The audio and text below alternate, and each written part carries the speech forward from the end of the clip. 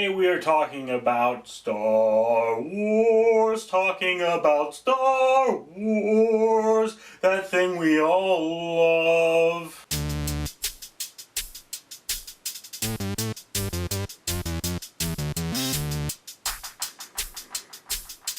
Greetings, ladies and gentlemen. Obviously I am fat and naked and my hair has become more of a plant-like life form that is trying to grow and cover the entirety of my head. And, you know, that might be a great cure for baldness for me. Anyway, and we're obviously talking about Star Wars in this Naked Vlog. Part of the Naked Truth series, thanks to Tricia Hirschberger. And, well, we're going to talk about what we love and what we hate about Star Wars.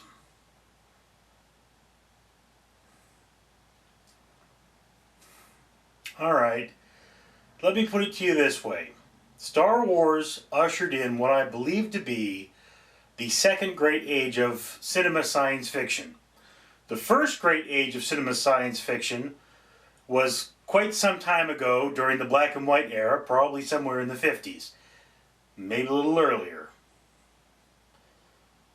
Color came out in the mid-50s, I think, as a commonality, and well, no, these are cheesy films, so they could have been up to the 60s. Anyway, that's not important. You had your early science fiction, which was really, really cheesy and silly, and nobody took it seriously.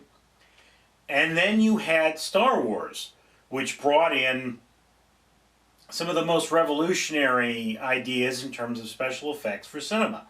So it changed how we made cinema. And in fact, a lot of the wonderful television shows that were science fiction and many of the movies, I mean, films like Jurassic Park probably wouldn't exist without Star Wars, because before Star Wars, people didn't dream that big.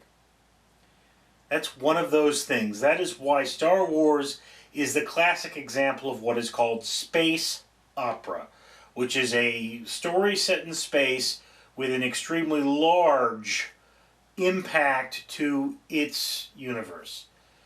So that's the great thing about Star Wars, is that it really changed cinema entirely. It brought us more into these larger films. It made things that previously couldn't happen. So we have to thank Star Wars for modern cinema as much as we have to thank another film of that era, which is Jaws. Jaws is what created the blockbuster film, so that's why we have these really big movies, and Star Wars is what gave that film incredible special effects. So that's where we stand with that. I mean, think about it this way. Let's talk about another film I love, RoboCop. Wouldn't have happened without Star Wars, because people said, let's do something science fiction, because Star Wars was so popular. And then, you know, the same techniques that went into Star Wars, well, primarily was stop motion, and they had some quality stop motion for that movie, but the fact that that came out is a precursor. Star Wars is a precursor to RoboCop. That film would have probably never been greenlit. No one would have taken a major science fiction film all that seriously without Star Wars. That's the good thing about it. So what's the bad thing about it? Well, think of it this way. Millions and millions of poor Chinese people slaving to make our toys. Yeah. I try not to buy luxury items that are made through human suffering. Okay, so it's like this. I know the camera I'm filming this on was made in Japan, but the lights I'm filming this with were made in China. I consider those working things, so I need those. So it's okay for me to buy them. But if I saw a Star Wars toy, I have to look, where is this made?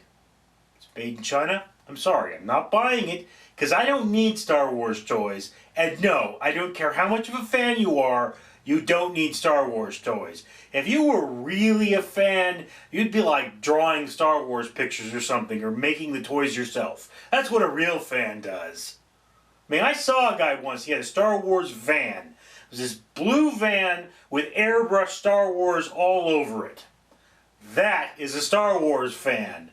I've got a bunch of stuff made by practically slave labor showing how much I reject the Jedi Code, but I love Star Wars, that's not a real fan. Real fans have custom gear. That's just how it is. I mean, I'm sorry, that's it. If you really are a fan, you got the custom gear going on. That's how it is. So yeah, I mean, those are the two sides of Star Wars. On the one hand, made something I love even better, which is movies, and on the other hand, human rights violations. People being treated like crap in the modern age. You know, it's if you want me to be a real fan of Star Wars in the modern day, I can't do it anymore because there's too much human suffering involved. It's true for all toys and all major franchises. We as responsible human beings should really turn around and tell makers of toys, hey, you know, if you're going to make this somewhere where they don't treat the workers well, I'm not buying it. Anyway, that's my 50 cents on the matter. I'm Richard. And just in case you wanted to make your own Naked Truth like I have, go to Trisha Hirschberger's channel and she'll explain all that to you. She gets to choose our topics. Calls us the Naked Army, and we are not naked because we're here being sexy, but, well, I think I'm sexy regardless, but that's beside the point.